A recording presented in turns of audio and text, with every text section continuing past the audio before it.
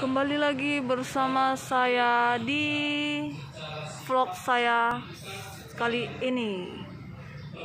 Nah, pada tanggal 21 Paroki Santo Yosef Duri mengadakan kursus persiapan perkawinan. Ini bertempat di aula Paroki Santo Yosef, dipandu oleh Pastor Ridwan Franciscus Nebaho, pastor yang baik dan ganteng.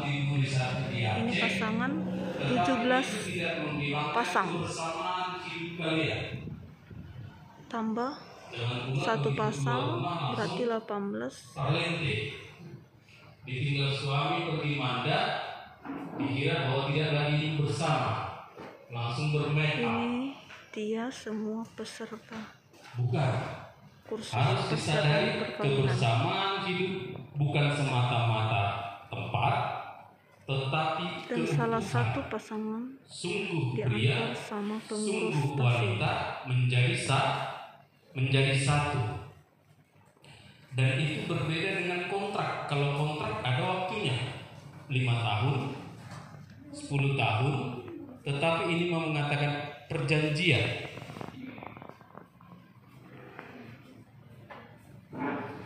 Tujuan perkawinan ini nggak bisa ditawar ya, nggak bisa dibolak-balik urutannya. Tujuan perkawinan pertama adalah kesejahteraan suami istri.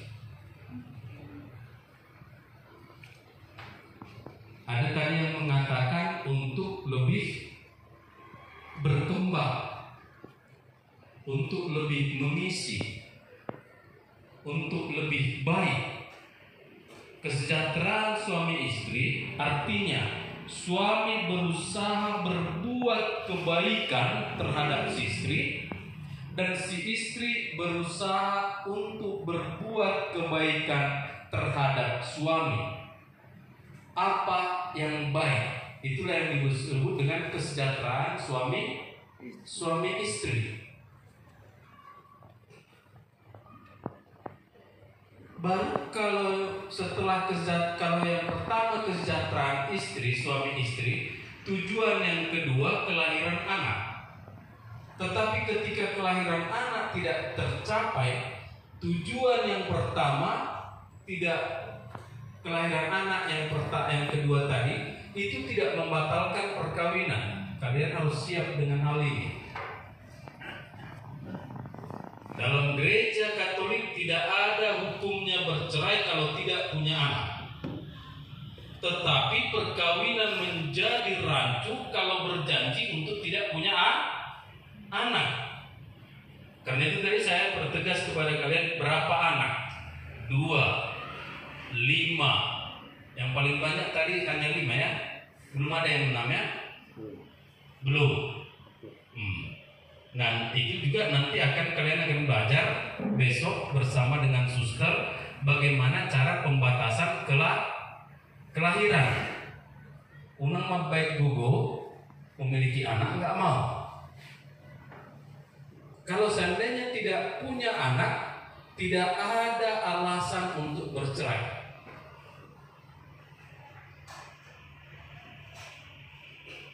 Karena ini adalah tujuan yang kedua. Berkaitan dengan kalau punya anak, syukur kepada Allah. Kalian lihat itu sebagai titipan, kalian lihat itu sebagai mahkota keluarga, yang menunjukkan anak adalah sangat berharga. Berkaitan dengan ini saya katakan juga sesuai dengan hukum gereja. Kalau hanya alasan untuk tidak punya anak, sesungguhnya kalian telah menjadi orang-orang yang berdosa di hadapan Allah dalam hal perkawinan. Apalagi kalau sampai aborsi. Karena ada beberapa peristiwa bahkan tiap tahun hampir aborsi. Sudah 5 kali saya pastor melakukan aborsi. 5 tahun tidak mengaku dosa. Dan ingat, dalam gereja Katolik kalau terjadi aborsi itu sama dengan tidak menghargai hidup dan tidak menghargai sumber hidup. Siapa sumber hidup? Allah, Tuhan. Maka aborsi sama dengan tindakan pembunuhan. Yang bagi orang Katolik, kalau dia melakukan aborsi, ini kita berbicara aborsi dalam arti sengaja ya.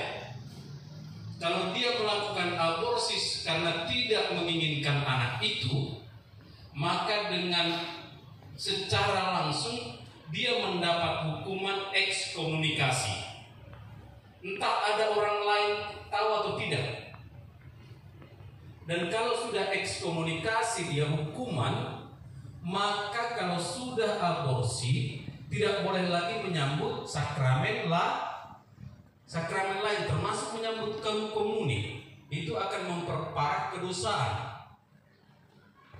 Sehingga itu kalau aborsi sama dengan pembunuhan, dosa paling berat, dosa berat, maka silakan ambil jalan untuk sanitasi,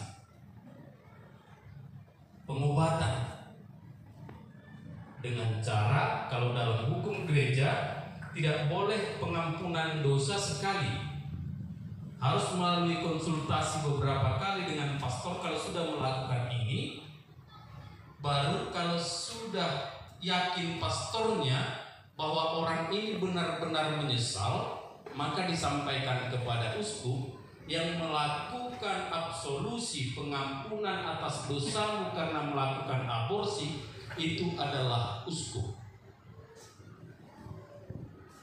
Walaupun dalam konteks tertentu kuasa uskup ini diberikan kepada pastor paroki untuk menerima kembali orang yang jatuh ke dalam dosa berat.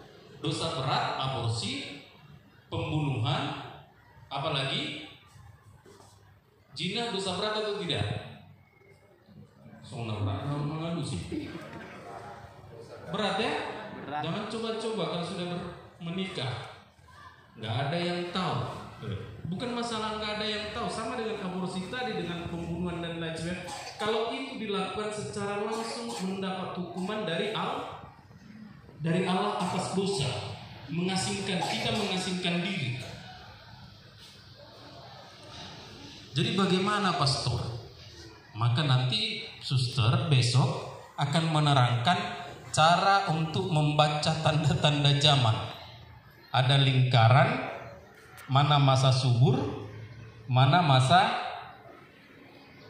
tidak subur untuk para wanita. Kapan masa yang memungkinkan subur memiliki anak, kapan masa yang memungkinkan tidak subur dalam memiliki anak. Ini yang